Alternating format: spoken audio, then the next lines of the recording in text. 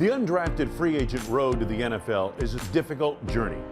Outside linebacker Jayrone Elliott signed with the Packers in 2014 out of Toledo, but he had the tools to succeed.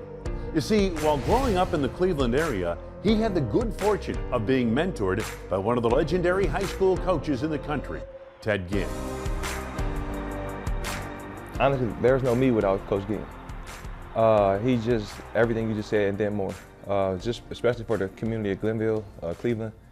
He does so much for that area, but he touches so many different lives. It's almost like he has like almost over 2,000 kids or even more, because he treats you just like in that nature, no matter if you play football or not. He cares about the person. He cares about your future. He cares about your family more than a win or loss or an opportunity for a sports opportunity. But as far as like him as a person, he's great. I've known Coach Ginn since I was in 8th grade.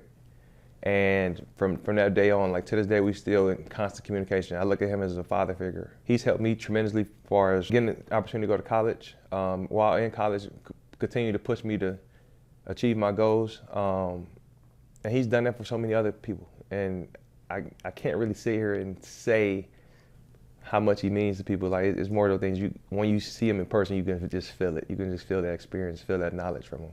Yeah, I mean, it's almost like he gives you a perspective that we get so involved in football that we lose perspective that it's just a game, right? Absolutely, and that's the thing with Coach Ginn. His title is a head coach, but you rarely even talk sports with him. You rarely talk about football with him. It's more about life. He has a vision for you from grade 8 all the way up until your pension plan. You know what I mean? So he has everything laid out for you. It's crazy because he can see a vision for everybody. Wow. And he started high school my sophomore year, and it was all boys school in the inner city of Cleveland, and it was unheard of at that time. We wore blazers, shirt and tie to school, teaching us so much discipline, so many life lessons, like how to have great character, how to be a man, and just how to be a good person overall. And just having those 3 quality traits take you so far in life. The good coaching continued at Toledo, where he played for Matt Campbell, who's now the head coach at Iowa State. I'll be remiss if I didn't mention Matt Campbell. Like, I've been so blessed in my life to have great coaches, great people in my life, but as far as my mom, my dad, my parents, they're wonderful. But there's no me without Coach Ginn and Matt Campbell. Like, those 2 guys have changed my life in ways that I can't even explain. And to this day, like, just the things they've taught me as a kid and as a young adult is still carrying on to this day. When I was in high school, my senior year, he was at Bowling Green. That staff got fired. 2 weeks later, he got a job at Toledo. A week later, he was at my high school trying to get me to come to Toledo. And I remember him from his Bowling Green days recruiting me. He's a Mount Union product. And just that camaraderie he's built with me and my family. And just he's also a father figure to me as well. He's just a great mentor. He does a great job of bringing a group of men together to achieve a common goal. And he's just one of those guys you'll run through a wall for. Well prepared by that strong coaching, once in Green Bay, Elliott played alongside one of his boyhood heroes, Clay Matthews.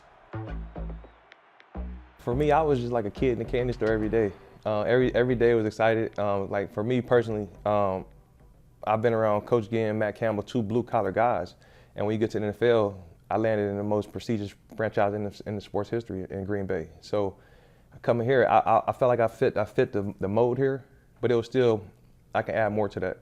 And just I remember walking in the locker room, I'm seeing Julius Peppers, Clay Matthews, Aaron Rodgers. And I was just so amazed by that, just to be a part of a team with these guys. And for me, I used to watch Clay Matthews videos before my college games. Like, cause he played so relentless, so much effort. The hair, once he flopped the hair around, go crazy. I didn't have any hair, but it was just that mode, that energy he brought.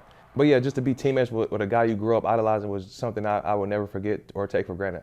I didn't take one day for granted, just being able to come in his locker room and wear the G.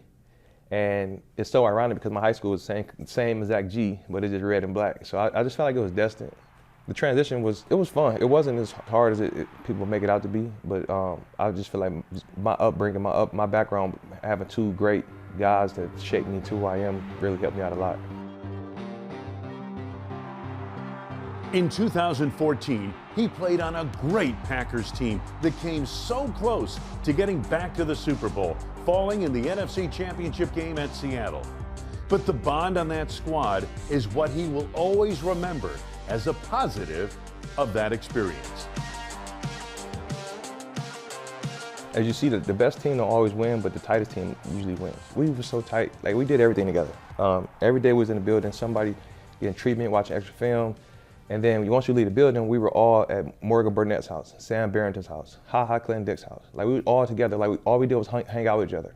And we were not kids, but we were like still young, so we didn't really have families at the time. So we were all just hanging out, playing video games, in the playbooks, just bouncing ideas off each other. You know what I mean? So just having that tight camaraderie, it made us play better. And then I believe that was the famous relax year from 12. And we started 1-2. I remember we lost to Detroit, maybe like 27-17 or something like that. It was a close game, but they ended up beating us. And when A-Rod said relax, it just made us all, okay, we got this. Like we know what we got to do. We know what these fans expect. And for us, it was just that opportunity to go out there and play every day in front of this crowd. It was just amazing. And we just got on the road. I live in Dallas now, and I got to hear about that Dez Bryant catch all the time.